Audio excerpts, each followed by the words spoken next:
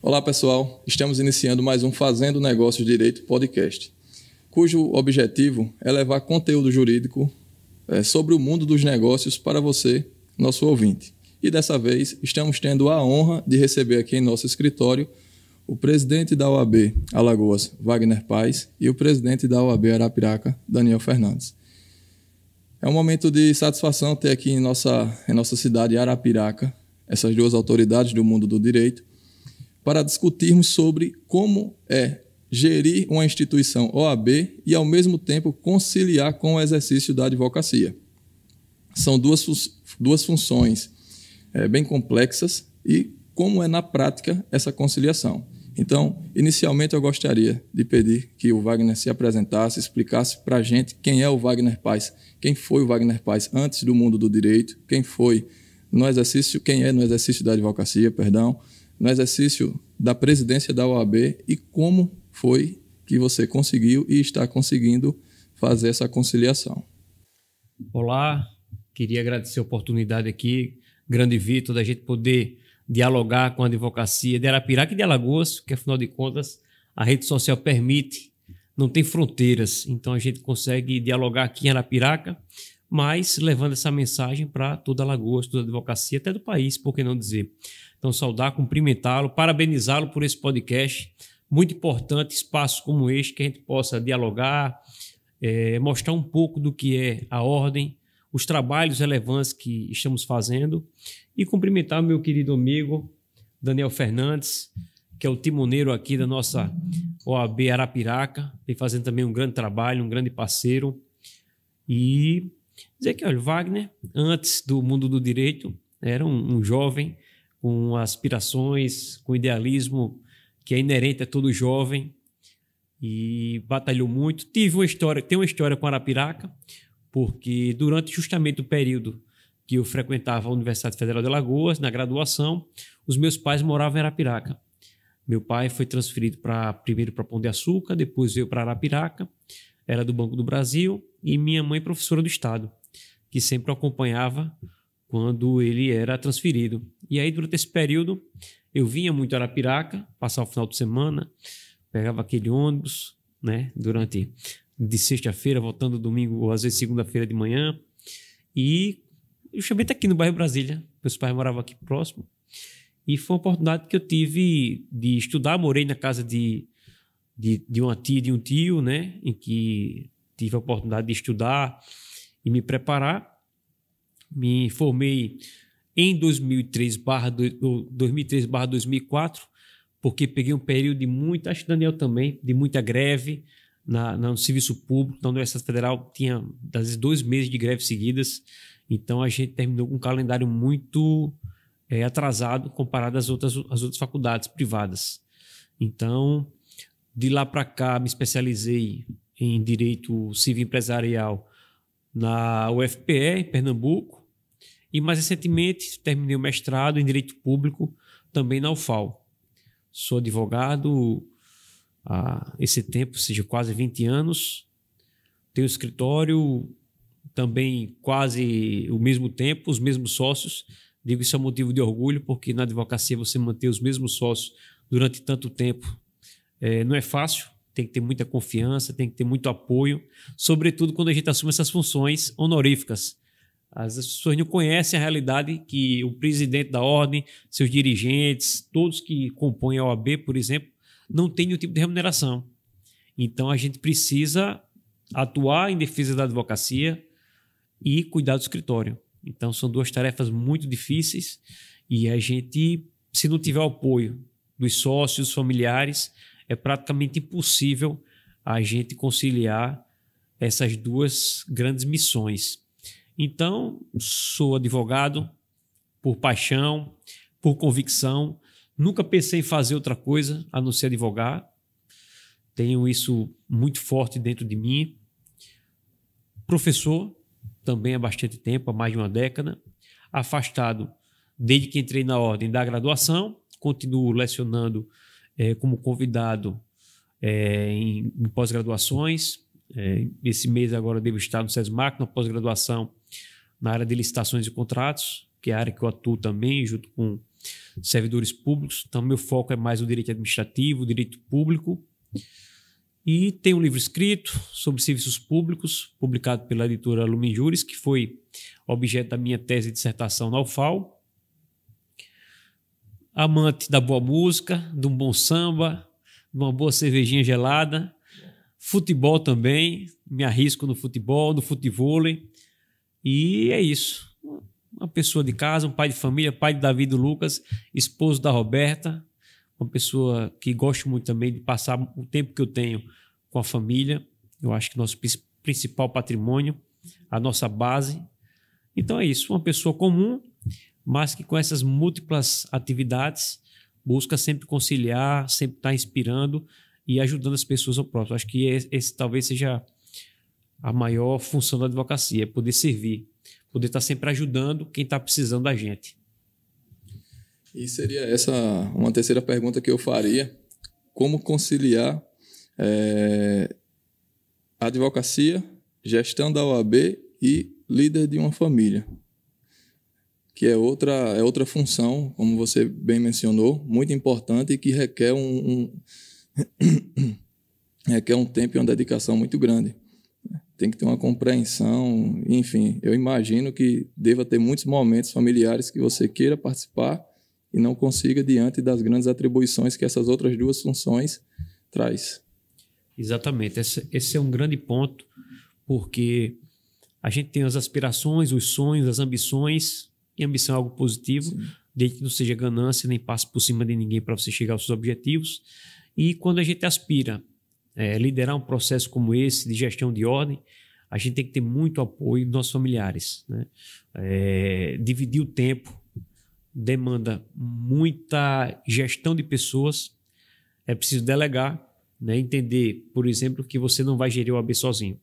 O OAB é composto por vários diretores, por vários conselheiros, por várias comissões, por presidentes de subseções, que são grandes parceiros, e você conseguir fazer com que cada um possa exercer um pouco do seu papel, dividindo as responsabilidades e também os méritos pelas conquistas. Então, isso permite que você consiga também estar mais próximo ao escritório. Você já não consegue mais visitar no escritório tanto tempo. Eu costumo dizer que a gente visita o escritório de vez em quando, conta com o apoio dos sócios, e a família você não pode deixar de lado. Porque se você não estiver bem em casa, você não vai estar bem na ordem, vai estar bem no escritório. Então, você precisa primeiro fazer o network interno, familiar, cuidar da família, né, ter essa prioridade. Eu não posso descurar, porque tenho 2 filhos, um demanda uma atenção especial, né, que é o Davi, que tem autismo. Então, falo isso com muito orgulho, porque mudou a minha vida e me fez perceber o quão é importante a gente estar próximo da família, a gente se doar, se dedicar. Então, ele faz com que a gente seja uma pessoa melhor a cada dia. Então, meu primeiro dever, e que eu não posso falhar, é dentro de casa. E aí, depois a gente vai para o resto e vai matando um leão por dia, ou pelo menos vários leões a cada etapa do dia. Perfeito, Wagner. Brilhante história. É uma satisfação, digo novamente, ter você aqui conosco. E nosso querido Daniel Fernandes, nosso presidente aqui da OAB Arapiraca e região, nos apresente aí quem é Daniel Fernandes, quem foi antes do mundo do direito, quem vem sendo Daniel no exercício da advocacia e na gestão da OAB, como tem feito essa conciliação. Como diz o Matuto, né? Vamos começar pelo começo. É um pouco diferente da trajetória de Wagner no direito. Isso eu vou dizer aqui, talvez para o maior número de pessoas que não conheço, mas o caminho primeiro pretendido era a medicina. Eu venho de uma família onde meu pai era médico, e eu acho que isso acabou incutindo na minha cabeça que eu também tinha que ser médico, embora eu também não soubesse a exata dimensão do que era. Então, a minha vida escolar ocorreu toda aqui em Arapiraca, né? E naquele tempo a gente não tinha outros recursos, outras faculdades, cursinhos, etc. E era normal que no terceiro ano a gente fosse a Maceió, fazer o cursinho, fazer o terceiro ano, e assim foi a minha trajetória. O meu pai médico, mas servidor público, minha mãe também bancária, Caixa Econômica, assalariada, mas eu sempre ouvi lá em casa que assim, podia faltar tudo menos o estudo que eu pretendesse. E foi com esse sacrifício que eu fui a Maceió e me dedicando ali a passar no curso de medicina, que todo mundo sabe que não é fácil. E bateu na trave 4 vezes, né? E sempre ficava ali na lista de chamada, e na época o curso de medicina, se eu não me engano, tinha 80 vagas na UFAL, e eu ficava ali em 90, em 87, e chamava até o 86, eu não entrava. Assim foi em Sergipe. E quando depois, né, isso a gente já está falando em 2000, no ano 2000 para 2001, a gente não tinha outros cursos de medicina aqui no entorno, e a pretensão estava tudo mais ou menos esquadrinhado, que era o caminho, era para eu ir para o Rio de Janeiro, onde eu tinha alguns familiares da minha mãe e onde tinham as faculdades onde possivelmente, né, eu podia cursar. E ocorreu, na véspera dessa programação de eu ir ao Rio de Janeiro, abriu uma nova faculdade de Direito em Maceió. Na época era FAO, Faculdade de Alagoas. E era uma grande novidade, porque só tinha o SESMAC até então. E era uma faculdade que vinha com uma grande mantenedora, que era a Estácio e tal. E eu tive a honra, né, depois passar no vestibular. Foi um vestibular também muito novo. A concorrência chegou a ser maior do que a da própria Universidade Federal, nesse vestibular que eu fiz. A concorrência era de 38 para uma vaga, né? Porque era uma demanda reprimida e todo mundo querendo. A Universidade Federal com vagas limitadíssimas. O SESMAC também tinha as vagas delas limitadas. E eu liguei para casa, estava em Maceió, liguei aqui para minha mãe, para o meu pai, e disse: vou me inscrever nesse vestibular, que pareceu uma chamada na televisão aqui, para testar, para ver. Aí minha mãe disse: você não já está encaminhado? Tá bom, não vou fazer. Desliguei o telefone. Deu 2 minutos, meu pai me liga: olha, faça. E aí isso era um final de semana, as inscrições iam até a segunda, o vestibular era no próximo final de semana, e eu fiz, passei. Na outra semana começaram as aulas e eu não larguei mais o direito, né? Então, é um pouco diferente da trajetória do Wagner, que não se via em outra coisa. Na verdade, o direito foi quem me chamou. E a estrada veio daí. No ano 2005, né, eu concluí a faculdade, né, tive a honra de, naquele curso, ter sido aluno do professor Marcos Bernardo de Mello, né, Alberto Jorge, Fábio Lins, ainda iniciando a carreira, Marcos Errá, praticamente todo o corpo que hoje dirige e leva a Faculdade de Direito da Universidade Federal, né? E dali foi uma coisa sucedendo outra. Iniciei trabalhando, estagiando no escritório, e chegou um determinado momento que eu precisava me especializar, senti essa necessidade, porque normalmente é o que todo mundo faz, conclui a faculdade e parte, né, para uma pós-graduação. E como eu já tinha um trabalho, um fluxo de trabalho, fui deixando um pouquinho para depois. Mas no ano de 2008, eu parei o que eu estava desenvolvendo e fui fazer uma especialização em Direito Civil em São Paulo. Passei 1 ano e pouquinho lá, né, na FMU, Faculdades Metropolitanas Unidas. E de lá me despertou também uma outra paixão dentro do direito, que foi a de ensinar. Então, eu tive a oportunidade de dentro das cadeiras da pós-graduação, cursar, né,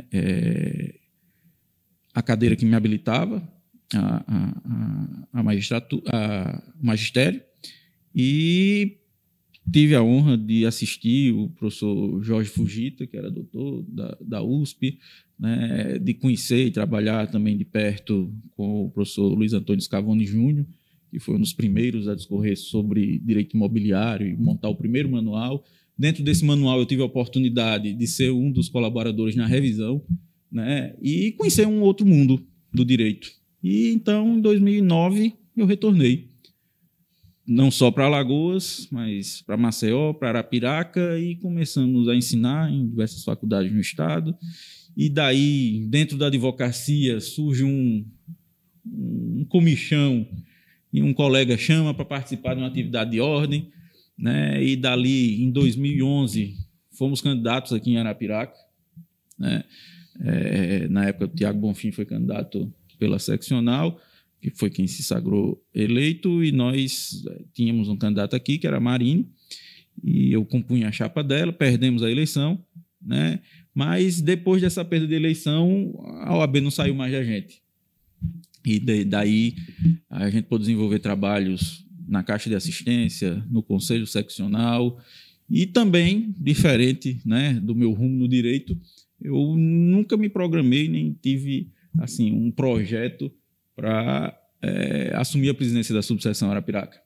E fui chamado para uma missão, né, diante de um quadro necessário, diante da ausência, né, do então presidente, que renunciou para concorrer em outro plano político, e assumi diante, acho que do pior cenário que a gente tinha na época, além da questão da renúncia do presidente da subseção. Essa data me marcou muito, muito, porque foi dia 17 de março de 2020, eu costumo dizer, o dia que fecharam o mundo. Dia do meu aniversário. Mas literalmente foi o dia que fecharam o mundo. O Wagner deve se lembrar, a eleição era uma eleição indireta e todo mundo chegava ali no conselho e não sabia se falava, se não falava, se ia, se usava máscara, se não... E no dia 18 foi decretado que tudo parava. O judiciário parava, né? Empresas pararam, enfim, tudo. Foi uma situação de adaptação difícil, mas que a gente suplantou aquele momento e também veio mais uma missão, né? E aí a gente acabou consolidando essa possibilidade de agregar, de tentar demonstrar uma forma diferente de pensar a advocacia, na sua representatividade, e também assumir mais uma missão. Não era meu plano, meu projeto, né, me candidatar a presidente da subseção. Mas assumimos essa missão, né, dentro de uma conjuntura que tinha, e graças a Deus tivemos uma aprovação, né, de uma eleição diferente em Arapiraca, especificamente. As eleições em Alagoas, no geral, são bastante disputadas, são bastante pegadas, e Arapiraca não era diferente, né? A gente sempre tinha diferenças de votos aqui em Arapiraca, né? Chegamos a ter de 1, né? Mas eram 6, eram 15, eram 18. Dessa vez a gente teve uma proporção quase que de 1 para 2, né? Isso nos dava um conforto e, ao mesmo tempo, uma responsabilidade muito grande com a classe. E vimos de um pleito, né, em que eu e Wagner estávamos em frontes diferentes, mas que, ultrapassado esse momento eleitoral, o entendimento é que a Ordem dos Advogados do Brasil é uma instituição una, e a gente está exatamente para desenvolver um trabalho e entregar de fortalecimento da advocacia, que, né, nos traz grandes sacrifícios e grandes recompensas, né? As recompensas de ver aquilo que a gente conseguiu desenvolver, né, e entregar como pontos positivos para a advocacia. Então, assim, eu acho que aqui em Arapiraca, e isso é um projeto,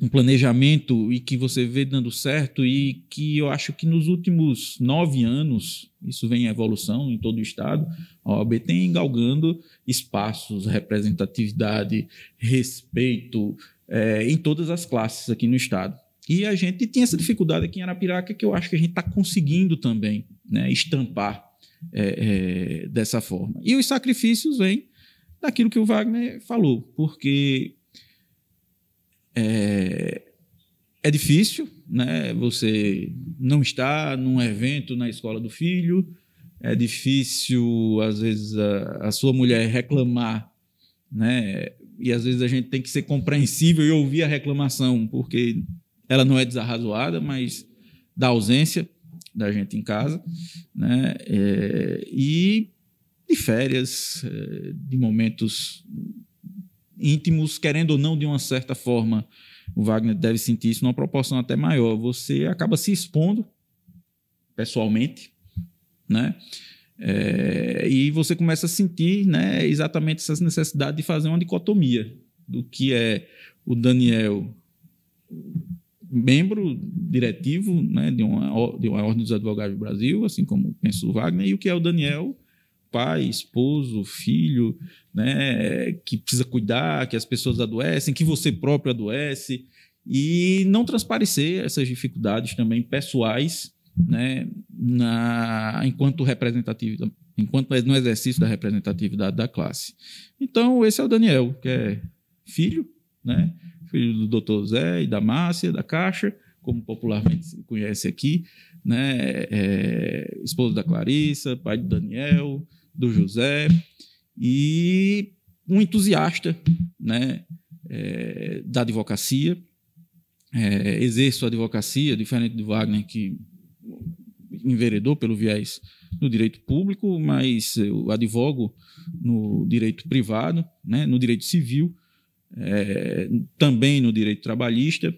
A minha advocacia, por esse viés, acabou sendo uma advocacia mais personalizada. Então, a clientela desenvolvida nesses 17 anos de advocacia, ela acaba sendo muito enxuta, mas muito solicitante da presença do Daniel, né? E a gente esbarra, muitas vezes, também na incompreensão, essa é a mais difícil, talvez, Wagner, do cliente, né? Dividir as atividades de ordem com a advocacia prática nos custa muito. Como o Wagner falou, às vezes você visita o escritório. E quando você tem um tipo de advocacia mais personalizada, não, personificada, na figura do Daniel, na figura do Wagner, é difícil você compreender que o cliente quer que você esteja, quer falar com você, e nem sempre você tem essa disponibilidade, né? Então, é uma missão que a gente tem a ultrapassar, né? E que, de fato, é um desenvolver de um jogo de cintura, né? Você não pode abandonar aquelas pessoas que lhe elegeram, que optaram na sua representatividade, né, para uma classe como um todo, mas você também não pode abdicar do seu sustento. Ainda há pouco nós estávamos numa solenidade, né, de juramento aqui de nós advogados, onde mencionamos isso, né? A advocacia é a fonte do sustento de todos nós e será desses novos advogados. E como desenvolvê-la de forma ética, de forma possível, né, desse sustento próprio.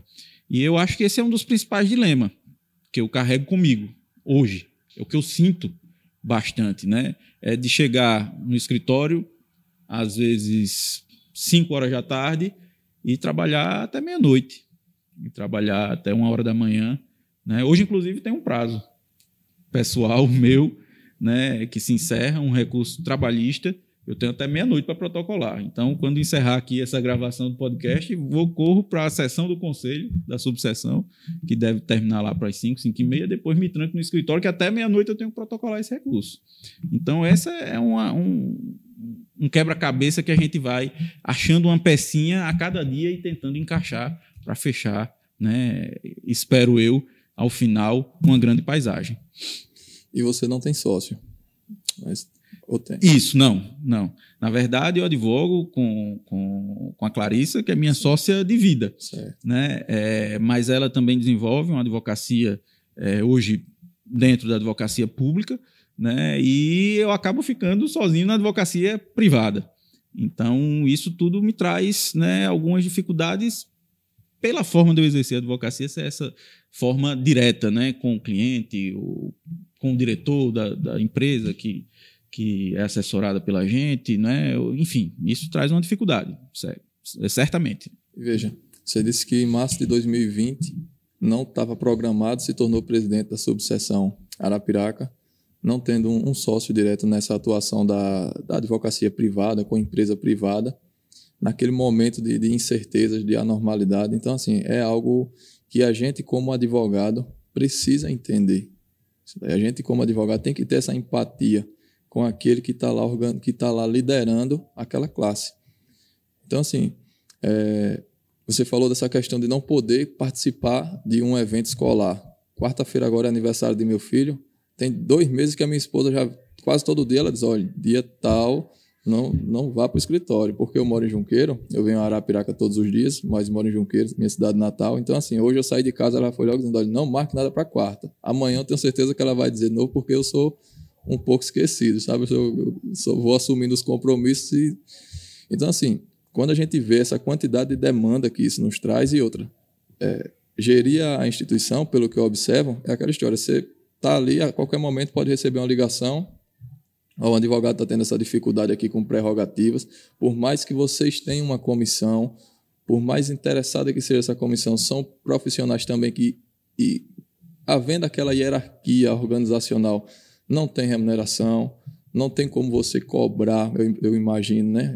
Preciso de você em tal dia, tal hora para resolver isso, o pessoal também tem seus compromissos. Então, enfim, é uma função bem complexa, bem difícil de gerir, imagino eu.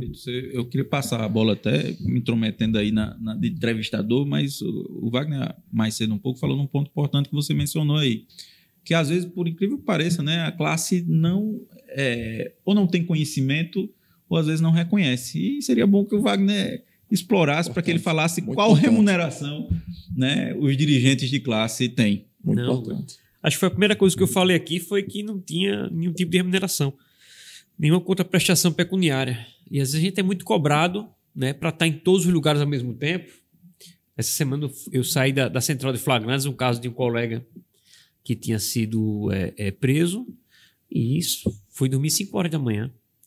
Então, assim, mesmo com a prerrogativa lá, em determinadas situações é preciso que o presidente também acompanhe de perto. Não posso estar onipresente, não posso estar em todos os lugares, não podemos estar em todos os lugares. Mas quando a situação requer, em casos excepcionais, a gente precisa estar lá também, né, para salvaguardar aquele colega, aquela prerrogativa que foi violada. E essa ausência dentro de casa, eu nunca tinha perdido nenhum evento escolar dos meus filhos. Infelizmente, perdi já alguns por conta de viagens de última hora que surgiram, pautas que são relevantes, e a gente sabe que o bem que isso vai trazer para a advocacia, então a gente se sacrifica pessoalmente para que isso ocorra. Mas esse preço, ele é impagável. Então, você ser presidente da OAB é bom, lhe dar visibilidade? Dá. Mas você perder alguns momentos com a sua família, com os seus filhos, que não voltam, não tem preço. Que é aquele negócio, você não tem como dizer, olha, quanto é para eu voltar ali no tempo e acompanhar a festinha do Dia dos Pais? Isso não tem preço, né? E a ausência que faz aos seus filhos também não tem como ser remediado. Então, é um preço muito alto e por mais que a gente trabalhe, é preciso sim um pouco de empatia, um pouco de compreensão. Eu faço questão de quando encontro os colegas nas ruas, dizer, vem ajudar a OAB, vem ajudar a gente a carregar o barco, a tocar esse piano. Se todo mundo fizer um pouquinho, a gente faz um trabalho excepcional. Mas todo mundo ficar em casa esperando o super-homem chegar de capa para resolver todos os problemas, a gente não vai conseguir sair do lugar. Por mais que a gente tenha trabalhado, tenha tentado levar uma mensagem de humanização das relações profissionais no meio jurídico, fazendo com que a magistratura, sobretudo os atores judiciais, entendam que por trás do advogado, da advogada, tem um cidadão e uma cidadã, que são, ao fim e ao cabo, o dono da coisa pública. Eles que pedem para ser ouvidos, não é a advocacia. Ninguém está lá pedindo para ser ouvido pelo juiz para contar suas questões pessoais de vida, mas, sobretudo, para pedir para que a liminar saia, que aquela mãe tenha uma pensão alimentícia garantida, para que aquele senhor, aquela senhora faça a cirurgia que o plano negou. Então, essa é a vida da advocacia. Se a gente conseguir mostrar esse lado mais humano, mais cidadão da profissão da gente, a gente já consegue quebrar um pouco as barreiras. A gente tem tido uma experiência muito boa com a nova magistratura. A nova magistratura tem ido até a ordem, veio até Arapiraca, os novos magistrados foram, durante a transformação na ordem, foram à Defensoria, foram ao Ministério Público, foram ouvir.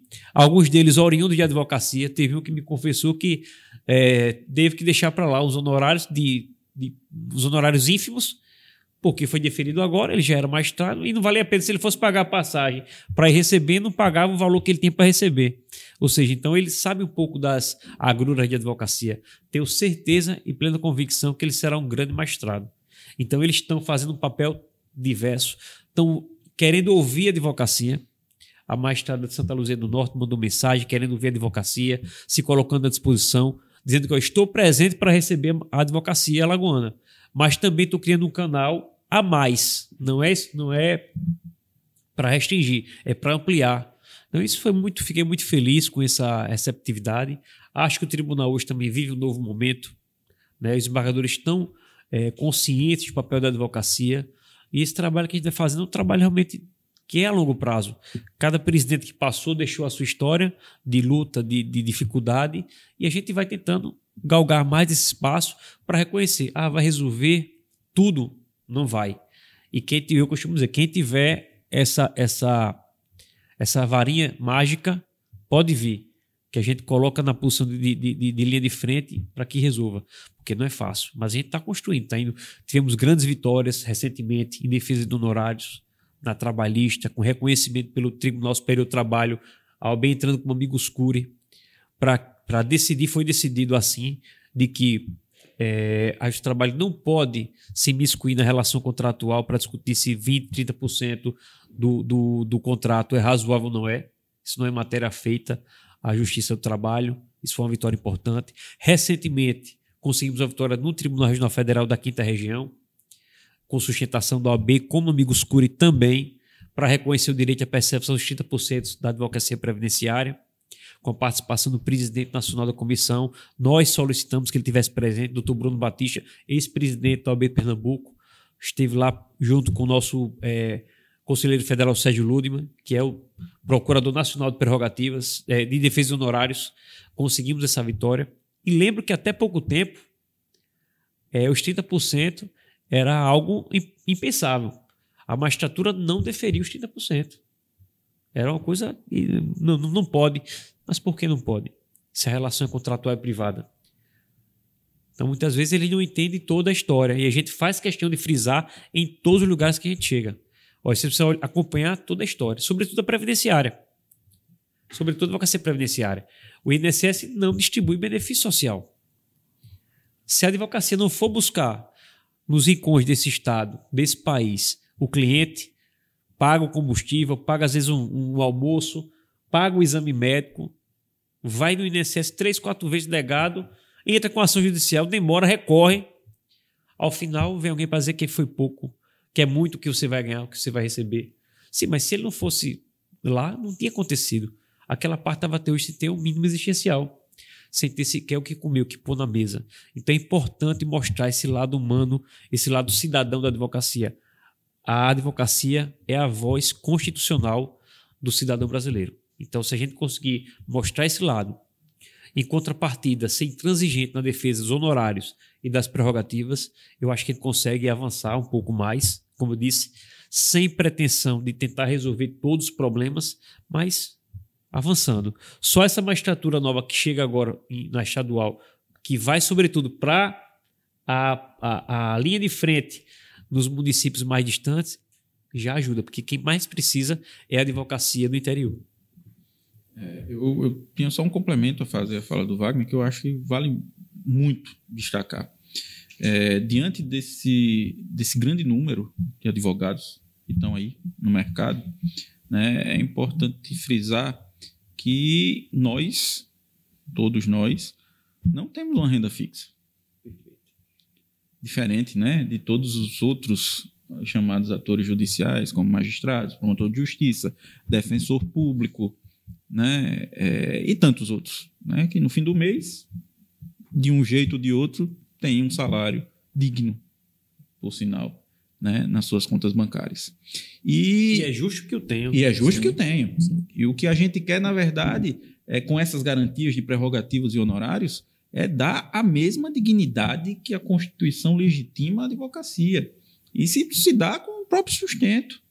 E diante desse número, como eu falava no início, é importante validar essa informação, é que a grande massa, Wagner, da advocacia, Vitor, ela hoje milita com honorários de êxito cota litis. Então, o resultado do processo é o que vai determinar o resultado dos honorários que ele virá receber.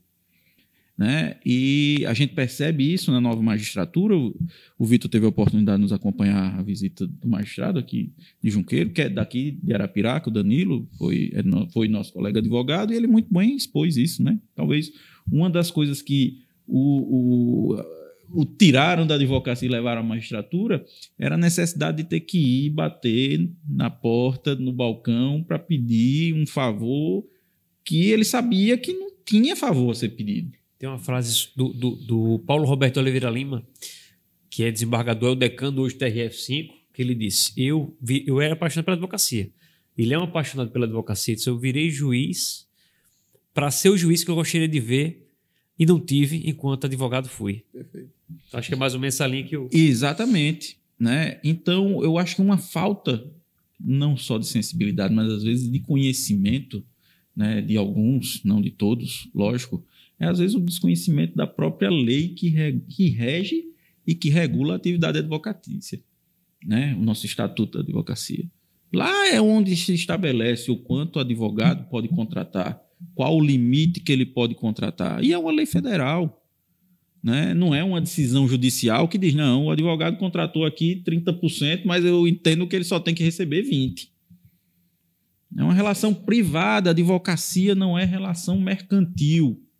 A advocacia é relação de confiança no trabalho do profissional que vai defender muitas vezes a causa da sua vida, né? Ou da sua morte, como o Wagner sustentou aqui há pouco, como são muitas das demandas que envolvem direito à saúde.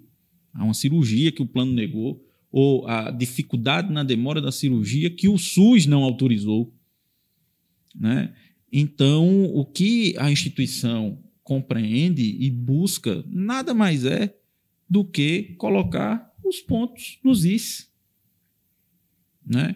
E realmente é muito positivo a gente ter encontrado essa compreensão, né, nos novos magistrados que ingressam nos quadros, como também, Wagner, eu ressalto aqui, que a gente teve, eu acho que um salto qualitativo também dentro do Tribunal de Justiça com o desembargador Fábio, né? A gente tem também, e obviamente cada um tem a sua forma de proceder, mas uma forma de compreensão do sistema judiciário também talvez mais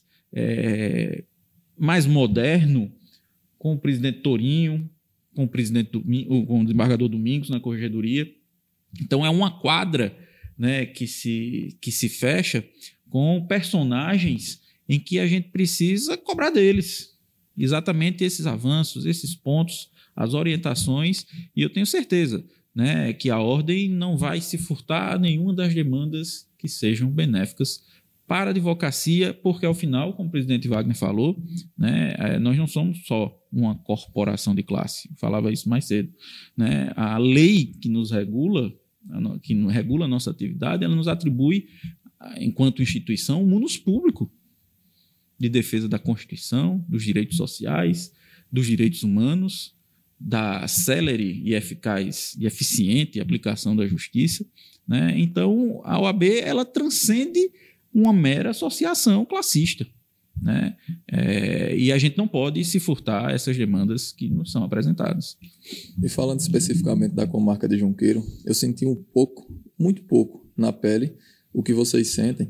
Há algum tempo eu fui nomeado coordenador da comarca de Junqueiro e de lá para cá, rapidamente, eu conversando com alguns colegas, o comentário era: a comarca vem desandando há muitos anos e a expectativa que melhore é zero. E aí eu fui conversando com o Daniel, sempre que aparecia um problema, eu dizia: me tragam os problemas que eu faço a ponte e levo para a presidência nos ajudar a resolver. E toda vez que chegava uma demanda, eu passava e Daniel imediatamente, vamos resolver por esse caminho. E tentando resolver de um lado, tentando resolver de outro. E ao mesmo tempo, e vocês sabem, as coisas não acontecem de um dia para o outro, mas o pessoal a todo momento sabe, isso não vai dar em nada não, isso daí vai ser como outras vezes que já tentou ir no tribunal, conversar com esse desembargador, com aquele, foi prometido isso e aquilo e não resolveu nada. Então, assim, a gente passou a ter um acompanhamento mais de perto, tendo a facilidade de ter a OAB do nosso lado ali, querendo resolver, indo no tribunal, fomos ao tribunal, conversamos com o desembargador José Carlos Foi uma conversa muito esclarecedora, sobretudo para mim, como advogado. Não sei se eu posso dizer que eu sou um jovem advogado, vou fazer 8 anos agora de advocacia, mas assim, me surpreendi com alguns posicionamentos pessoais no sentido de concordar conosco, como advogado, de algumas dificuldades básicas, como essa questão do trato entre advogado e magistrado. E, ao mesmo tempo, logo após essa conversa que nós tivemos, um pouco menos de uma semana, a corregedoria foi parar na comarca para verificar de perto o que é que estava acontecendo. Aquilo dali nos trouxe para a advocacia lá da região uma segurança de que realmente o pessoal está preocupado em resolver nosso problema. Então, precisamos continuar firmes aqui no intuito de resolver e vai ser chegada a hora de tá encontrando essa solução. Então, foi isso que nós fizemos. E agora, quando chegou um juiz titular, que essa era a promessa e esse era o nosso objetivo, tivemos a felicidade de ver o juiz ter um compromisso com a ordem no sentido de que, eu vou receber bem sempre os advogados aqui, sempre o mais rápido possível, o mais breve, da melhor maneira. A gente até combinou com ele de ter um novo momento com os advogados para ele falar um pouco com o pessoal. Tem muitos jovens advogados, foi um ponto que a gente levantou. O pessoal não sabe muitas vezes como se comportar no despacho com o juiz, não sabe como fazer aquela organização da petição na prática, né? A gente sabe da teoria, mas na prática cada juiz tem uma facilidade com determinadas maneiras. Então, assim, é algo muito complexo. Mas, aos poucos, a gente vai... E outro ponto, eu tenho 7 anos como advogado e eu já ouvi muitas reclamações de advogados mais velhos que hoje eu percebo que nós estamos tendo efetivamente uma direção na ordem ali, porque a OAB ela é muito forte, ela é muito poderosa. Então, sempre que a OAB vai se posiciona, há um reflexo grande no tribunal. E a gente vê que, na sociedade, a gente vê que o tribunal também, como vocês mencionaram, tem tido essa aceitação, tem tido essa parceria no intuito de ajudar a desenvolver a atividade. Então, é uma luta constante. E eu digo assim que eu senti um pouquinho na pele porque é uma comarca muito pequena comparado à parte territorial que vocês exercem. E assim, é complicado. Não deve ser fácil, não. Então, por isso que é importante até esse bate-papo, esses esclarecimentos, que é para o colega advogado que estiver nos assistindo ver um pouco do lado de cá. Porque às vezes só vê o lado do glamour, não é, Wagner? Vê só aquele lado do status e etc., mas não sabe a dor que aquela pessoa que está exercendo aquele cargo tem que passar. Não é isso? Ô, Vitor, e o Wagner aqui é testemunha. Por isso que eu acho que quando a gente tem que cobrar, a gente cobra como tem que cobrar. Mas como a gente tem que fazer a referência, né, e atribuir, né, agradecimentos, a gente também precisa fazê-lo, não tem que esconder, né? Então, no final de fevereiro, né, convido o presidente Wagner, o presidente Torinho esteve lá na sessão do Conselho, e um fato que eu gostaria de externar, porque aquilo, na verdade, talvez me tenha trazido a concepção de que, poxa, agora alguém vai ouvir, alguém vai falar. O ponto interessante é que, na oportunidade em que, representando a subseção, eu tive de expor alguns poucos pontos, não dava para a gente explorar tudo, mas percebi que, além de ouvir atentamente, ele levou um caderninho dele pessoal, não era nenhum assessor, não era ninguém, e ele estava ali. Enquanto eu ouvia, ele escrevia, né? Então, a questão desses juízes, para externar, para que todos saibam, né? Ele disse: Daniel, me dê um mês e pouco, no máximo, está terminando o curso e eu prometo que todas essas comarcas vão ser contempladas, né? Então, esse compromisso, essa reciprocidade em compreender que todos nós fazemos parte do sistema que deve buscar entregar justiça, né? E como já dizia Rui Barbosa, justiça tardia não é justiça, né? É uma injustiça ainda mais qualificada, porque está sendo, né, furtada de quem deveria prestá-la. É que eu acho que vale fazer essa referência. E assim a gente tem a expectativa de que a gente consiga avançar. Certamente o presidente Wagner tem alguns pontos que já encaminhou. Essa semana a gente encaminhou ao Conselho Federal. O Wagner publicizou, né, sobre a dificuldade de exercício da advocacia em instituições bancárias, né? E aí seria, eu acho, importante o Wagner também comentar sobre isso. Complementando, assim, em relação à nova gestão do Tribunal de Justiça, por exemplo, A ida do presidente Fernando Turinho foi simbólica, mostra uma atenção do judiciário para com a advocacia. Ele que, muito embora seja juiz de carreira, mas é filho de um grande advogado, que foi o doutor José Fernando Turinho, José Fernando de Lima Souza, na verdade. Fernando Turinho é o filho, um grande advogado criminalista, um grande professor universitário, uma grande referência para muita gente, assim como eu na advocacia.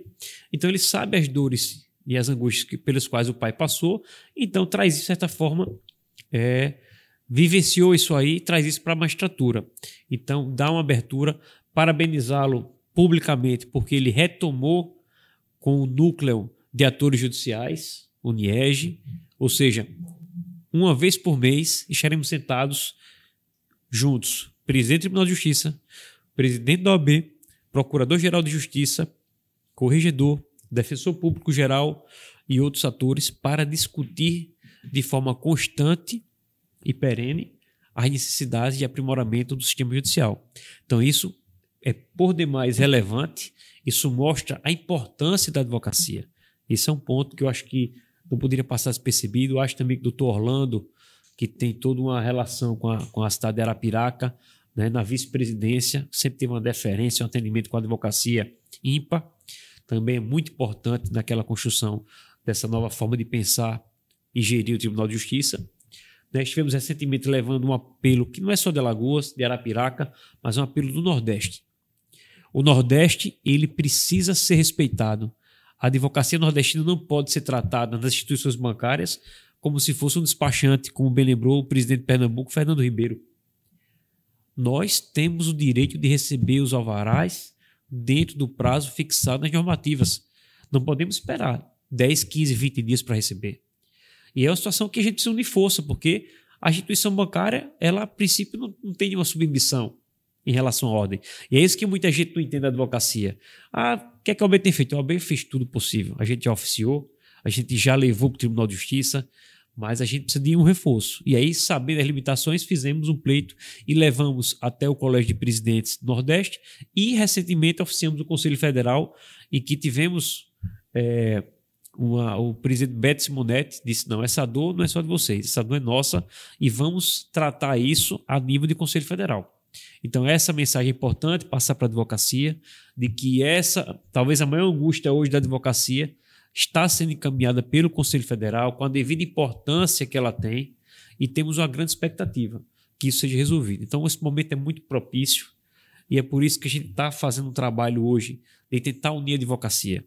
E Daniel tem sido importante, Nivaldo tem sido muito importante, os presidentes de subseções, porque é pela união da advocacia que a gente vai conseguir verdadeiramente suplantar óbices históricos. O problema de alvará não é recente, é histórico.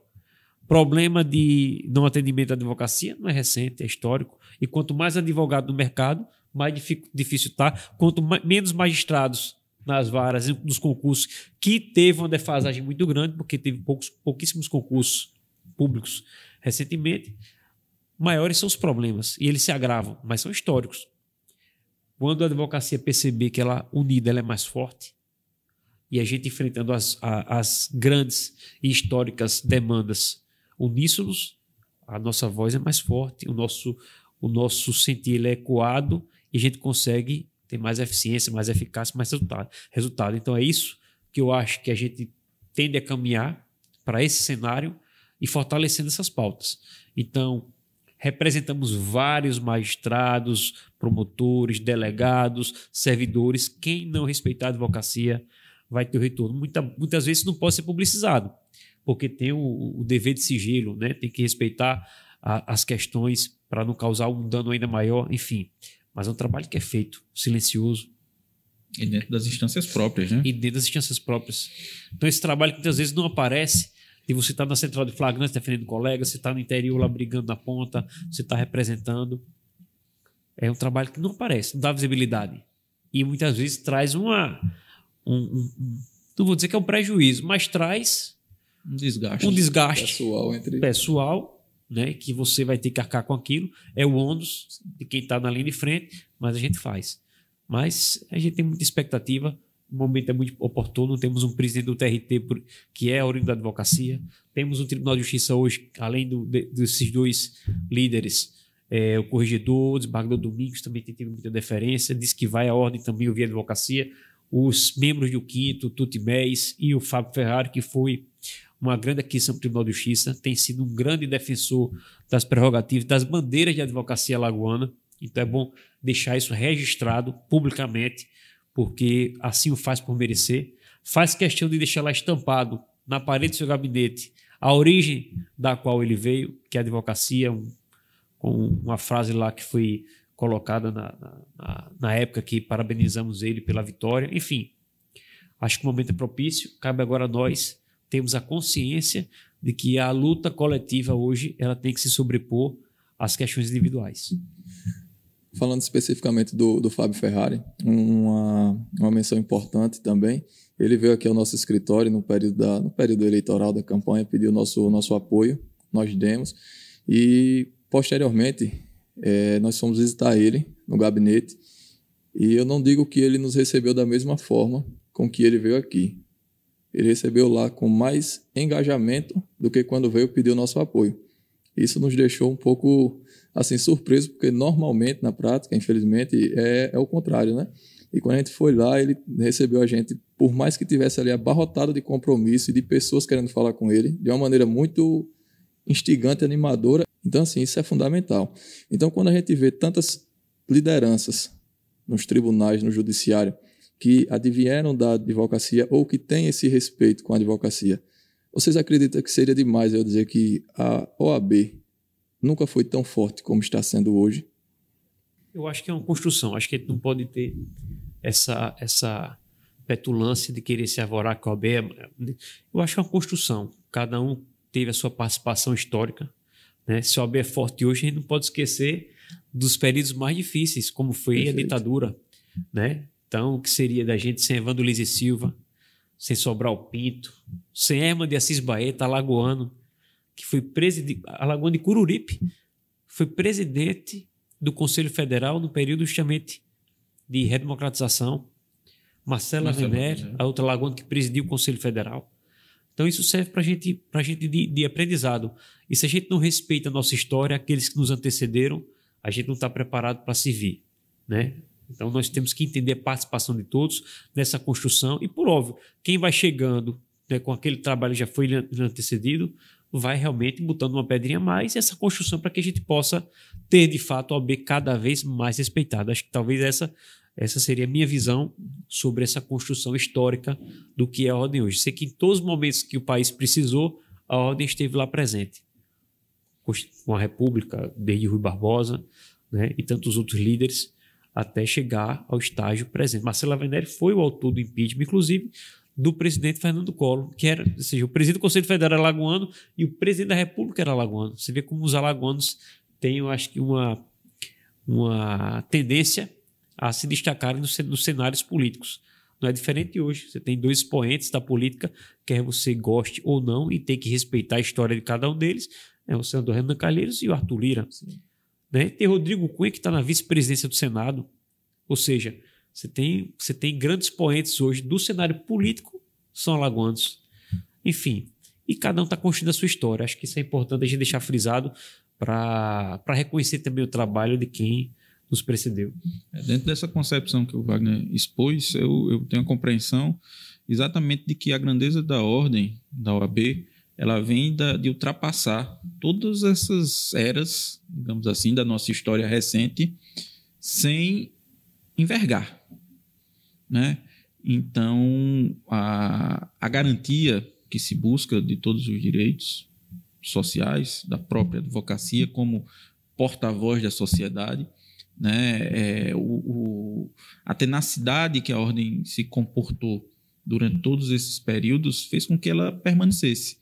E hoje a gente ocupa espaços, né, solidificados, e que a maior incumbência, tenho para mim, nossa, é de mantê-la tenaz, né? Então, concordo com o Wagner, não dá para dizer que ela nunca teve mais forte, né? A ordem é forte por si só, né, os princípios que norteiam a Ordem dos Advogados do Brasil, já deixa numa condição diferenciada, é tanto que ainda permanece, né, dentre as instituições postas ao crivo popular, como sendo, depois, né, da Igreja Católica, que é uma instituição secular, né, como sendo a segunda de maior credibilidade no país.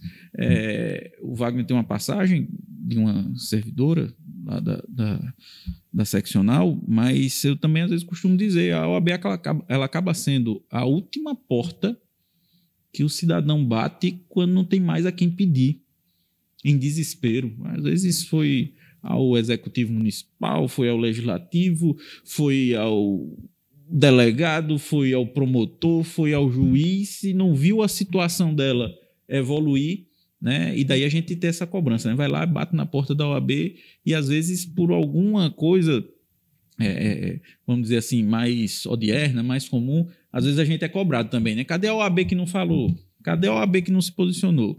E às vezes as pessoas não entendem que às vezes o que nos impede é o próprio poder de polícia que não está em nossa mão, mas a gente cobra do Ministério Público, a gente cobra do Executivo, a gente cobra do Legislativo, a gente propõe, né?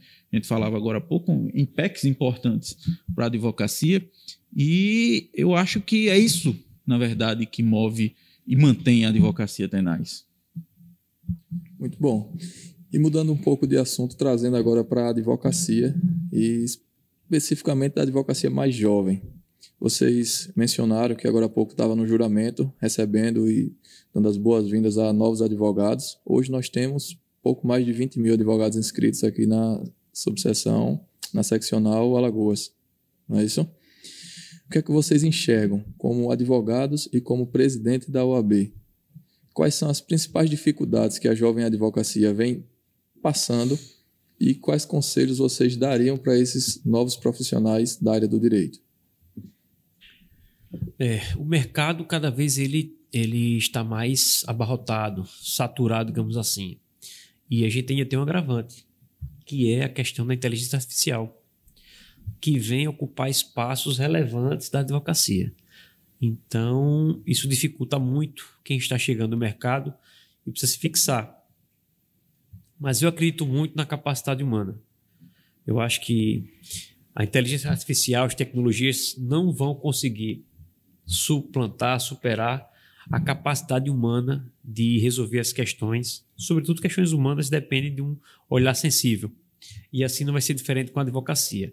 Sempre haverá um espaço, o sol nasce para todos, sempre haverá espaço para aqueles que se qualificam, aqueles que se preparam, aqueles que têm resiliência e aguentam suportar os anos mais difíceis, são os primeiros anos.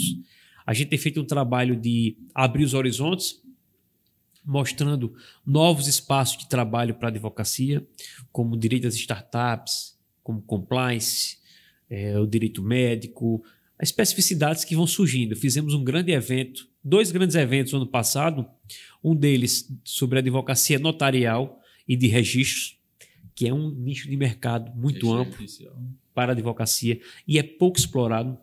As pessoas insistem em levar muitas vezes uso capião, inventário para a justiça, quando poderiam resolver isso no cartório, com menos tempo e menos custo. Fizemos outro evento também de similar importância, que foi o OAB Law Trend, que trouxe um novo olhar sobre essa nova perspectiva de inovação, de tecnologia, o metaverso, um evento patrocinado pelo Sebrae, um evento com a participação de empresas de ponta de tecnologia, ligadas ao Google, por exemplo. Então, mostrou para a advocacia novos horizontes. Esse é o nosso papel.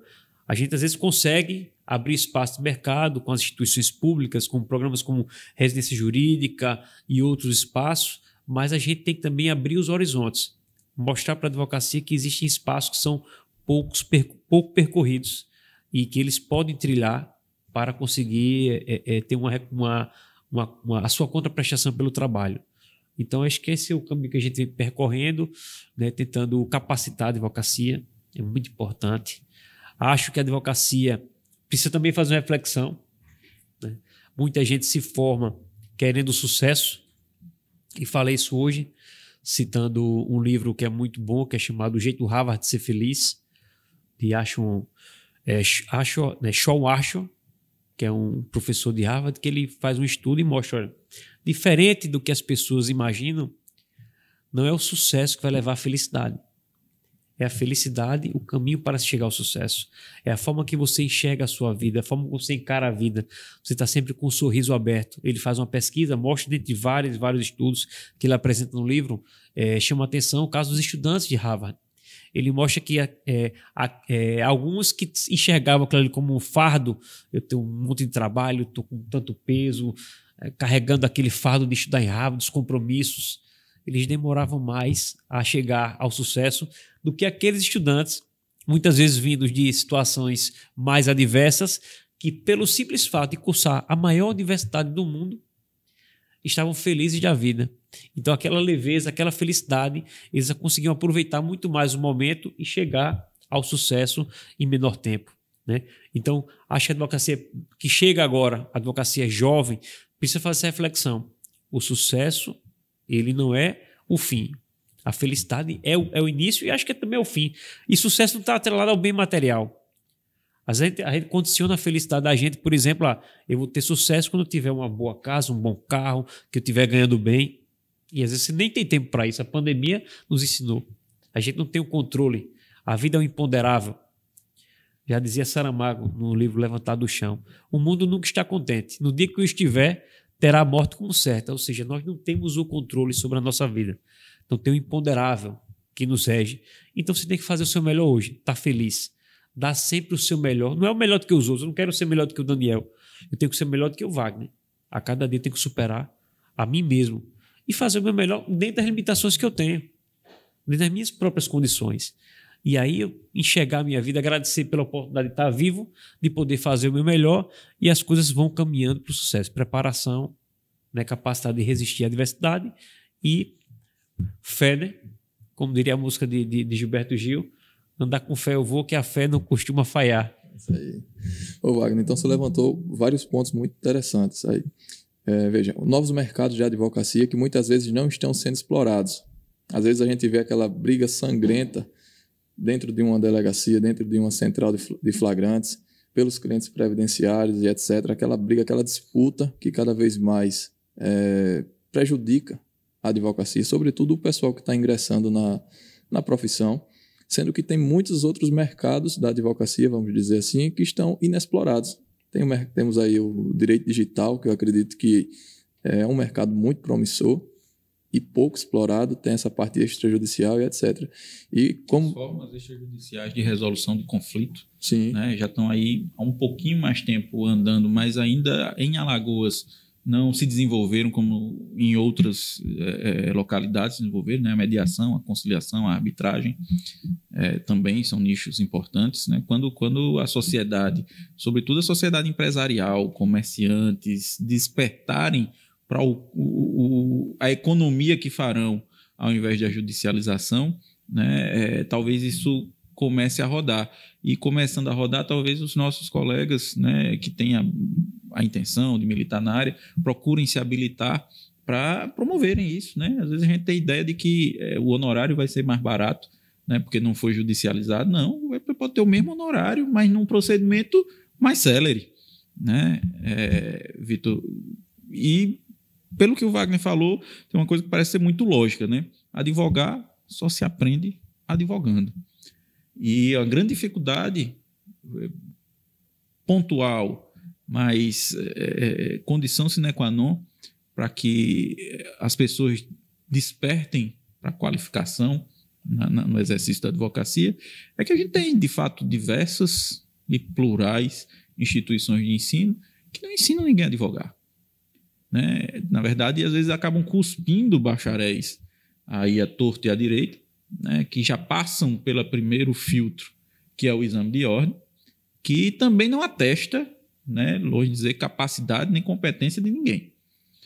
Mas se procura oferir o mínimo de requisitos técnicos para que você atue profissionalmente, né? Então você imagine que se, como alguns pretendiam, abolir o exame de ordem, a gente passaria de 1.200.000 advogados no instalado deles para mais de 5 milhões. Então, como seria? E qual a qualificação desses 5 milhões? Né? Porque a gente não está aqui falando de uma simples profissão, né? Mas uma profissão que pode ali decidir a vida de alguém. Né? Além do que carrega consigo, como eu disse, um munus público das mais relevantes dentro do nosso sistema constitucional. Perfeito. E é interessante a gente colocar que nós somos cobrados muito. O que é que a OAB faz com essa proliferação de cursos jurídicos? Recentemente tivemos uma grande vitória junto ao Ministério da Educação, que suspendeu os cursos virtuais.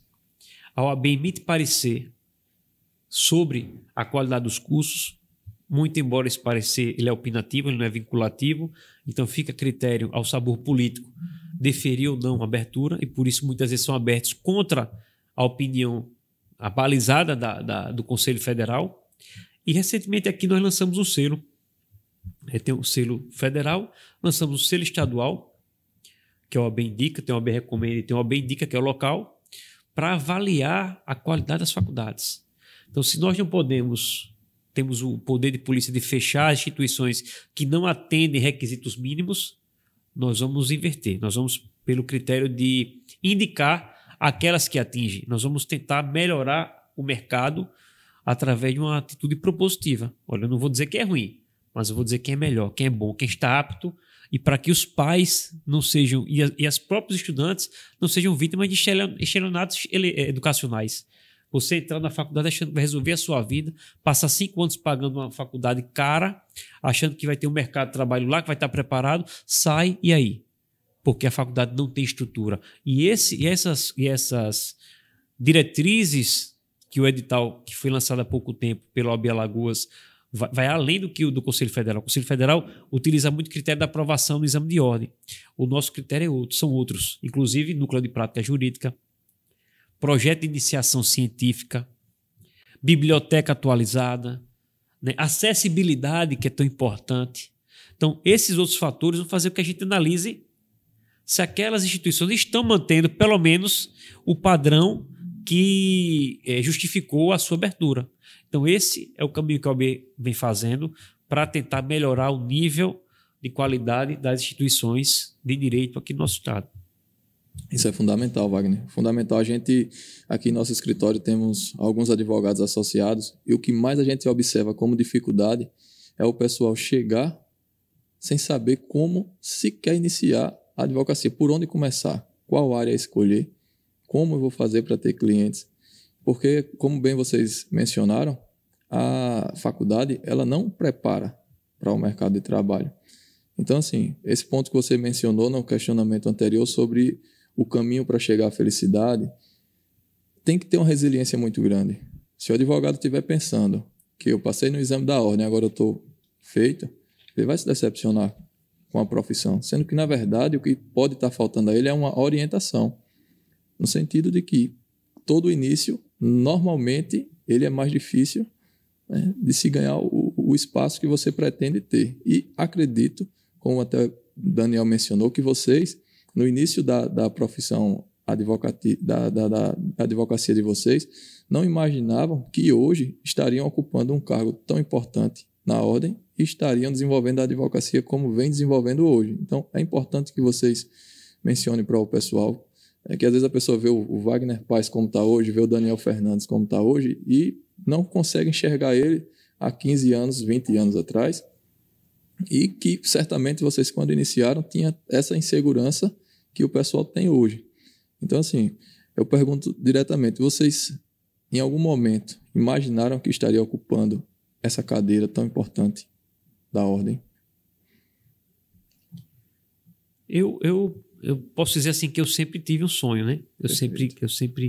A gente foi fazer um planejamento estratégico do escritório um dia desse e tinha lá escrito, em 2006, estava nas pretensões de entrar na OAB. Eu não sabia se ia ser presidente, mas eu queria participar da OAB, eu queria ter essa experiência, né? E acho que eu trabalhei para isso, galguei espaço. A advocacia no início foi muito difícil. Meu pai disse, olha, meu filho, a única coisa que eu posso lhe ajudar é dizer o seguinte, vá ali no banco que tem uma linha de projeto para profissional liberal que ele dá 6 meses de carência, o juros é baixinho e você vai pagando todo mês. Foi a ajuda. Foi a ajuda e foi a grande ajuda que ele me deu e foi de suma importância. Isso me fez ter responsabilidade, me fez iniciar. Então, assim, a gente ganhava muito pouco no início, como é toda a profissão liberal. A gente vive a Deus dará, né? Parafraseando o Djavan, né? A gente foi condenado a viver do que advogar. Então, assim, é muito difícil, mas eu acho que nós somos prova de que se você perseverar, se capacitar, né? Tiver aberto a viver e tudo aquilo que a advocacia pode lhe propiciar, que é uma experiência de vida riquíssima.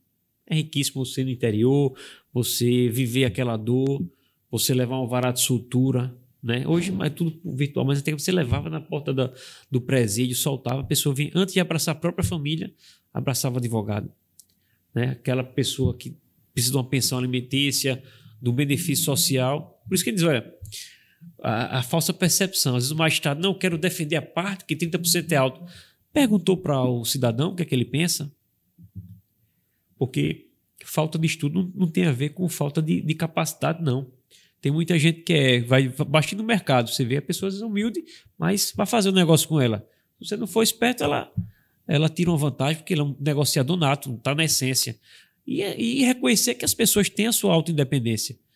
Né? Elas têm capacidade de dizer o que é o bom para elas. E se você perguntar para o cidadão, para a cidadã, elas dizem, doutor, depois de Deus, é o meu advogado, a minha advogada, que foi ele que me deu o que comer. Foi ele que me tirou da prisão, foi ele que conseguiu a pensão, foi ele que resolveu um problema, que ele conciliou com a adversidade, e esse ponto importante Daniel tocou. A gente precisa desmistificar a litigiosidade. A gente tem que se esmerar naqueles que deram certo. Você vê o processo americano, ele é feito, iniciado dentro do escritório da advocacia. E terminado. E terminado muitas vezes. Então você vai no escritório do Daniel, olha, o meu cliente está aqui a notificação, está litigando contra o seu nos escritórios. E faz a audiência gravada no escritório. Por quê? Porque muitas vezes bastou ligar a câmera para começar a filmar aquele interrogatório lá, lógico, com o oficial acompanhando lá dentro do escritório, a pessoa já vê que vai perder a causa. Então, vamos fazer um acordo então aqui, porque se eu for para frente, vai para o judiciário, eu vou gastar muito com isso. Então, falta a percepção. No dia que nós percebermos que é muito mais forte, muito mais inteligente a gente resolver os nossos próprios problemas através de seus advogados e advogadas, através da mediação, levando para o judiciário somente aquilo que foi indispensável, a gente vai se empoderar, a gente vai ser mais célere. E os honorários que podem parecer menores, como o Daniel colocou, não são.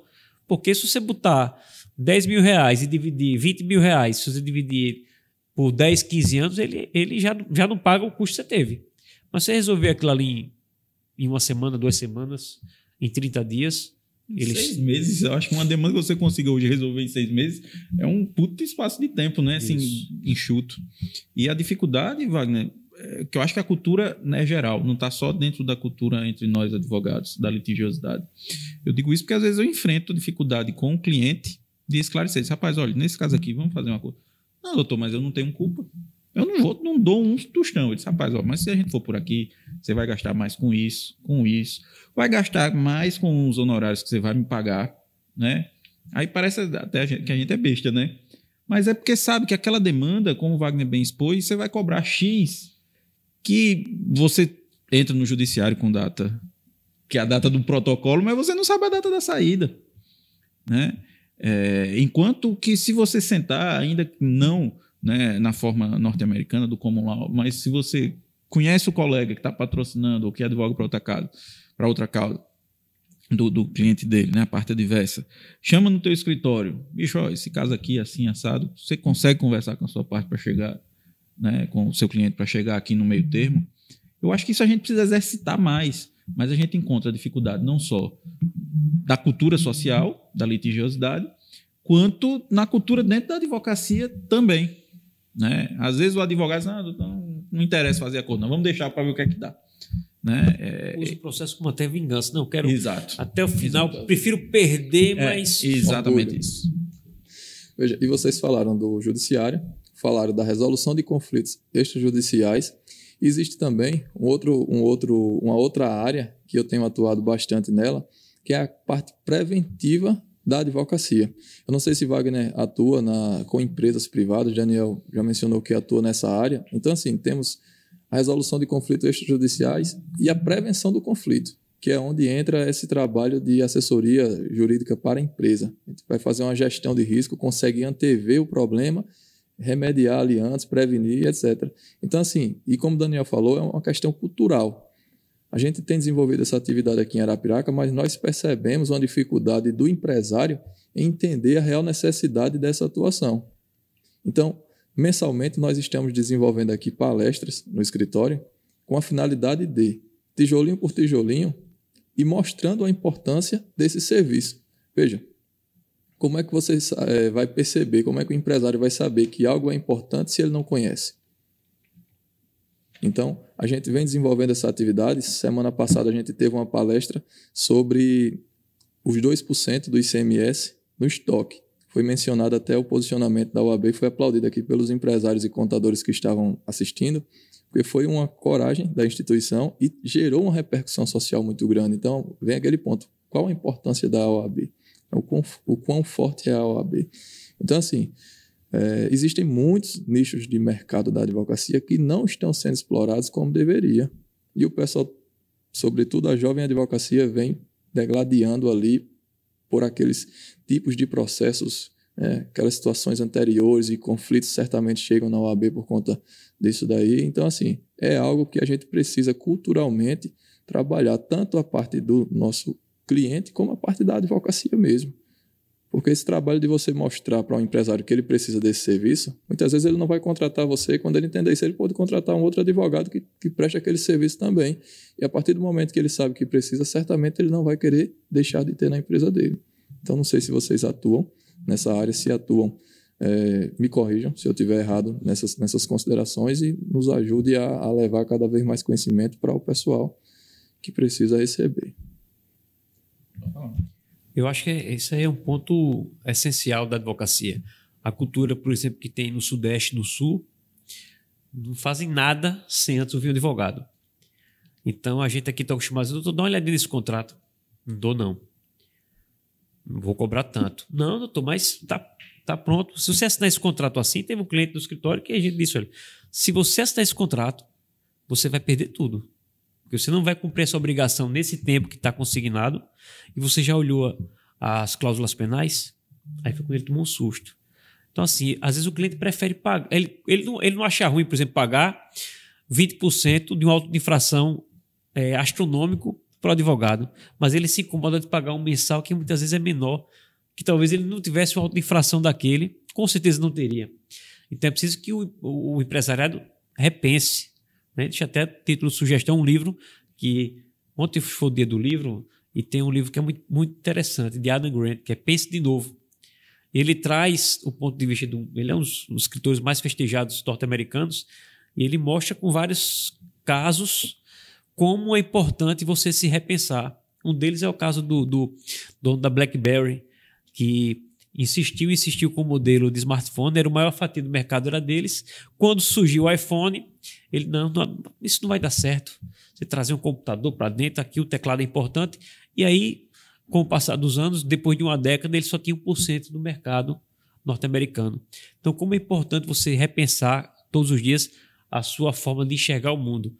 A classe empresarial precisa refletir, sobretudo no Norte e Nordeste. No Sul, você já vê uma preocupação maior de não fazer nada sem antes passar pelo crivo de uma advogada, de um advogado, que vai solucionar o problema deles.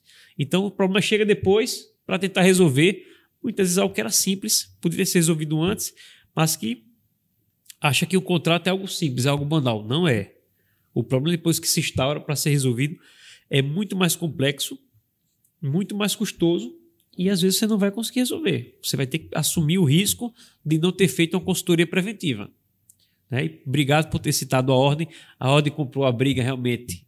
Não comprou uma briga, porque temos uma relação institucional muito saudável, muito sadia, mas colocou a posição dela. Tivemos com a Secretaria de Fazenda, dialogando, e olha, mas aqui nesse ponto aqui entendemos que há algumas questões que, ao nosso sentir, não são juridicamente defensáveis. Ponto, expusemos a nossa opinião, O Estado não tem a dele, mantém, e é legítimo que assim o faça, mas a classe empresarial entendeu que aquele papel da OAB foi importante naquele sentido, Assim como tantos outros. Quando assumimos também, tivemos uma questão da meia entrada para advogado no cinema, a gente disse, olha, A OAB é contra. Não tem necessidade. Né? Qual o fator de descrime que justifica um advogado pagar metade? Quando você fala que um professor pode pagar metade, não tem uma gratuidade, você justifica. Olha, o professor ele é a porta de acesso à cultura para as crianças. Então, se ele incentiva as crianças a irem para o cinema, ele leva a turma dele para o cinema, ele está ajudando aquelas crianças a terem uma cultura melhor, mais ampla. A advocacia, né? Você tem uma pessoa idosa, ok. Uma pessoa com deficiência, portador de deficiência, ok. Mas a advocacia, por quê? A advocacia, nesse sentido, por que a advocacia é diferente do médico, do engenheiro, do contador, do qualquer outra profissão? Não é melhor nem pior. Então, para isso, não haveria justificativa plausível. E a gente não pode querer um privilégio se a história da ordem é de lutar contra os privilégios. Está sempre se colocando contra essas posições, né, de privilégio. Então, assim, a gente não podia agir diferente. Então, foi uma posição que a gente adotou e que também repercutiu muito bem na classe empresarial. Perfeito. Daniel, sobre esse assunto, advocacia preventiva, assessoria de empresa. Eu acho que, só confluindo aí as duas exposições, a sua e de Wagner, são plenamente factíveis, necessários, né? E um pouco mais além do que Wagner falou, quando o advogado ele não soluciona, até porque muitas vezes, a depender do nicho do mercado, da empresa, o poder diretivo, né, vai ser do diretor da empresa, mas ele vai tomar decisões conscientes dos riscos. Né? Então, se ele faz uma consulta prévia, ele está sendo acompanhado, o advogado vai dizer aqui, olha, seu José, se o senhor tomar essa decisão, o senhor pode ter essa consequência, essa outra, essa outra, essa outra. Essa outra forma de lidar com essa dificuldade lhe vai trazer isso, aquilo outro. Então, o senhor tem a oportunidade de decidir. O que muitas vezes ocorre é que as decisões são tomadas sem terem conhecimentos práticos dos riscos que estão postos numa decisão empresarial, que podem vir, inclusive, a pôr termo ao negócio que está sendo estabelecido, né? Como o Wagner falou, depender do negócio, se for um negócio que lide com direito ambiental, né, ou com outro viés que tem uma fiscalização sui generis do Estado, um auto de infração pode inviabilizar o negócio dele e fechar de uma vez por todas. Né? Então, é importante também criar essa consciência, é importante desenvolver e publicizar esse trabalho, né, que vem sendo feito, e aqui agradecer a oportunidade, até porque esse podcast é um podcast não só voltado para a advocacia, mas o nome já traz ali, né, fazendo negócios direito. Mas demonstrar a importância que fazer o negócio pelo viés da observância do direito, né, lhe vai trazer, ou vai trazer ao empresariado mais efetivas e melhores práticas empresariais, né? Sem sombra de dúvida. Não pensem que o advogado não gosta de receber honorário, não, gosta. Mas outro viés é como ele vai receber, né? O empresário vai chegar batendo na porta desesperado porque teve um prejuízo ali e vai precisar da sua ajuda para tentar minimizar aquele prejuízo, você vai cobrar e ele vai pagar porque não tem outro jeito. Será que isso é mais valioso do que rotineiramente ele ter essa assessoria para que não chegue naquele ponto? Né? Será que ao invés de ele pagar... Vamos pensar aí, porque a gente às vezes pensa pouco, né? Mas eu já vi casos você ter aí, dependendo, seja uma auto-infração ambiental ou fiscal, né, de multas de 1 milhão. Né? Será que 20%, se esse for o honorário cobrado, dependendo, lembrando que o advogado é livre para estipular o quanto vale o seu trabalho. Né? E importante desmistificar que a tabela de honorários da OAB, ela estabelece os padrões mínimos. Né? Lá diz que para eu resolver determinada demanda ou propor, custa lá 20 o RH. Mas eu posso cobrar 40. Né? Eu posso cobrar 40. Então, você vai chegar desesperado, você vai cobrar, ele vai pagar. Pegando esse exemplo, 20% de 1 milhão dá 200 mil. Né? Pensando aqui numa situação hipotética. Será que se ele pagasse mensalmente ao escritório para ter uma consultoria quando ele precisasse, né? Entenda que eu não estou aqui estipulando que esse é o valor, não. Mas eu vou aí chutar R$10 mil, né? Por ano ele gastaria R$120 mil, ainda economizaria e otimizaria várias práticas. Você está falando de um caso específico. De um caso. De um só processo. De um só processo. E a consultoria mensal ela iria entrar em várias situações. Obviamente, assim, dependendo do que ele contratar. Uma mudança de regime tributário. No PIS/COFINS você vai reduzir um percentual que vai fazer com que a empresa fature e tenha um lucro muito maior. Avaliar uma questão trabalhista, precisa economizar o que está sendo pago de forma equivocada. Avaliar se o quadro de pessoas, né? Hoje o nome utilizado é gestão de gente, inclusive, né? Antigamente se chamava DP, depois RH, mas hoje é gestão de gente. Se o PCMSO está adequado às funções, se existe algum risco de acidente de trabalho, se tem LTCAT, né? O que é que pode ser melhorado, o que é que você vai propor, né, para a empresa, para que ela adote, se os registros, se o acervo de pagamento está em dia, né, porque pode vir uma propositura de uma reclamação trabalhista e você não ter o comprovante, eu não conseguir demonstrar aquilo e você tem que pagar 2 vezes. Né? Então, muito bem pontuado pelo Vitor, que a gente deu o exemplo de um processo, de uma causa em que você pode ter uma assessoria completa, a depender, obviamente, do nicho do mercado, do colega, do escritório. Tem gente que só vai prestar a consultoria no tributário, tem outros que só vão prestar no trabalhista, né? Outro no empresarial. Mas é possível, inclusive, que depender, né, da equipe multidisciplinar, você consiga ter toda essa assessoria para desenvolver o seu negócio direito. E veja, a questão cultural ela é tão forte que em uma empresa que a gente faz assessoria, essa empresa fez a compra de outra, ou quase fez a compra, sem nos consultar. Quando a gente foi consultado, já estava nos 46 do segundo tempo. Fizemos uma gestão ali sob pressão, uma gestão de risco, e o parecer foi: não compre. Você está comprando um débito enorme. E assim, foi bem tenso para não concretizar esse negócio. E veja, hoje esse empresário conversa e ele dá esse depoimento com outros empresários, e ele diz: rapaz, eu não tinha a menor noção do buraco que eu estava entrando. Então, assim, é algo cultural. Às vezes, até ele tendo, né, aquele serviço, ele não consulta porque está na praxis ali, comprar, vender, fazer negócios altos, muitas vezes o empresário sem essa cautela. Mas é isso. Eu estou muito feliz, muito satisfeito em ter recebido vocês aqui nesse bate-papo, nesse podcast, que também ele tem essa finalidade de agregar culturalmente, seja para o profissional da área do direito, seja para o empresário. Por isso que a gente chama Fazendo Negócios Direito, como o Daniel bem observou, e a finalidade desse nosso podcast e dessa nossa empresa Fazendo Negócios Direito é essa: é levar conhecimento jurídico, deixando de lado ali sempre que possível o juridiquês, para os profissionais da área e para os empresários também. Então, agradeço demais a presença de vocês.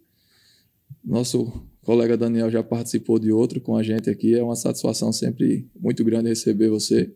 E reforço muito, tendo a plena consciência que eu sei da grande quantidade de compromissos que vocês têm.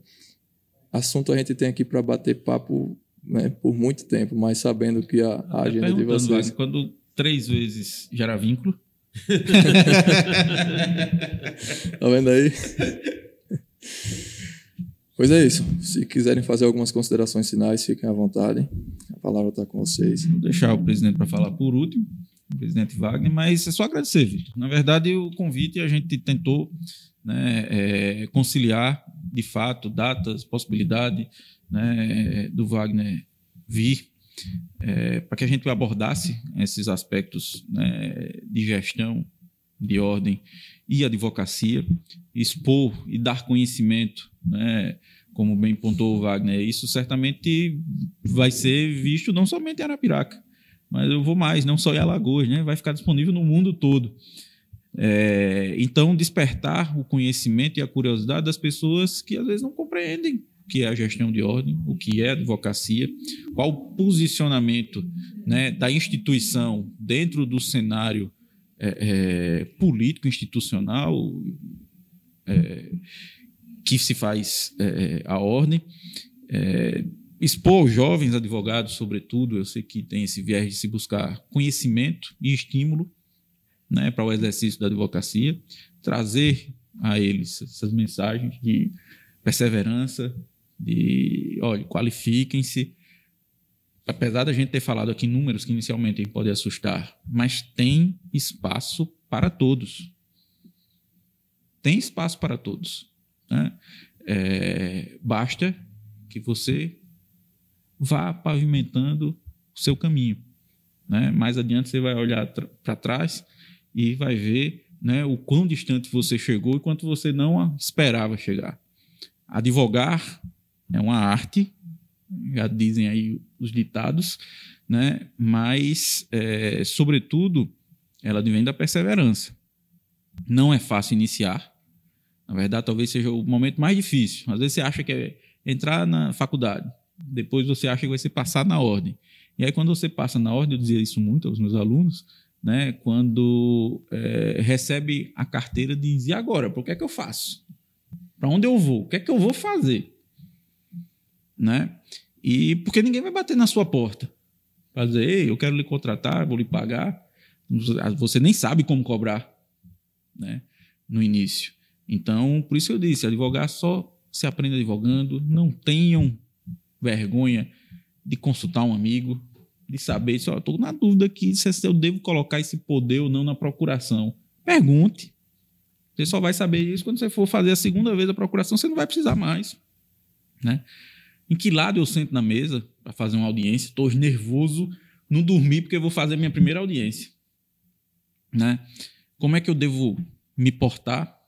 Ter o conhecimento da importância da advocacia, das prerrogativas, como o presidente Wagner falou, né? Estudar ali, decorar o artigo 7º do nosso estatuto, né? E fazer valer essa carteira que você carrega, né? Fazer valer a inscrição nos quadros de ordem.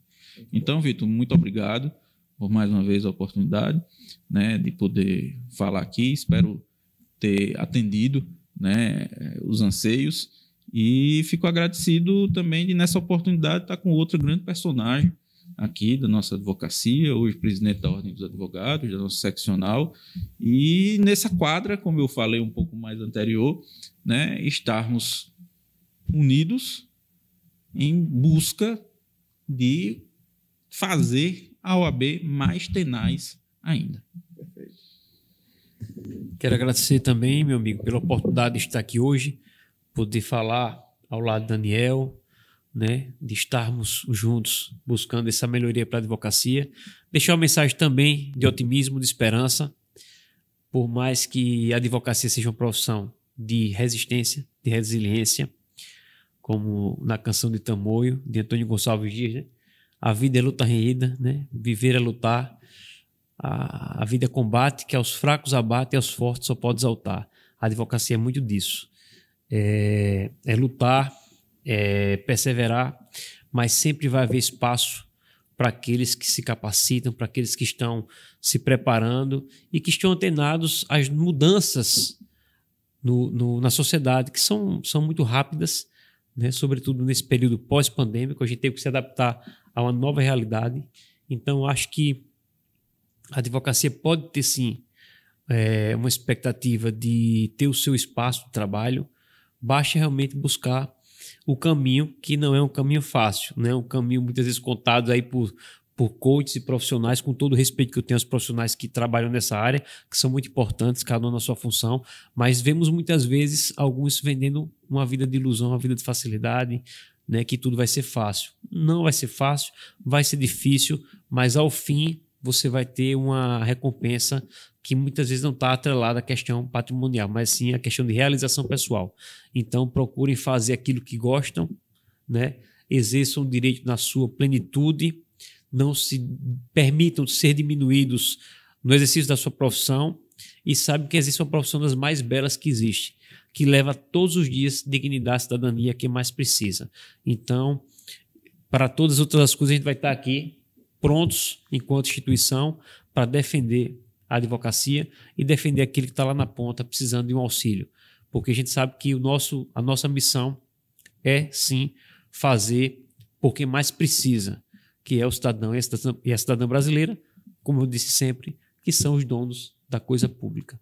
Então, deixar um grande abraço a toda a advocacia alagoana, toda a advocacia de Arapiraca, e dizer que aproveitem e façam o seu melhor, como eu disse, não ser melhor do que ninguém, né? Mas fazer o seu melhor nas suas condições, como disse Mário Sérgio Cortella, e ele lembra a gente, a vida já é por demais curta, não precisa ser pequena. Então, viva uma vida de plenitude e com muita intensidade. Rapaz, o homem é bom com as palavras, viu, Daniel? Gratidão demais a vocês dois. E você, nosso ouvinte, agradeço por ter ficado até aqui conosco. E esse foi o primeiro de 2023. Fique atento que teremos outros com grandes participantes como os que nós trouxemos hoje para sempre levar o melhor conteúdo para você.